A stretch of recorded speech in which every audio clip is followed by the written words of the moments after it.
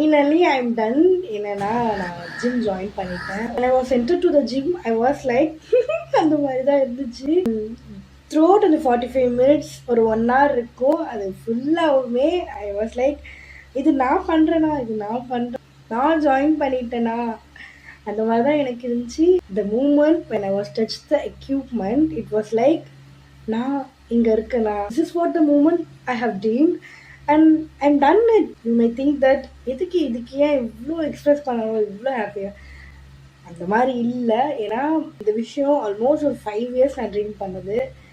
ஒரு dream come true moment மாதிரி தான் எனக்கு இருந்துச்சு. And really have to thank my husband. And past 3 days he literally searching for me and I'm so happy that he is beside to me to encourage my dreams and to achieve my dreams. Next updates எல்லாமே about gym பற்றி வரும். Let's see. Bye.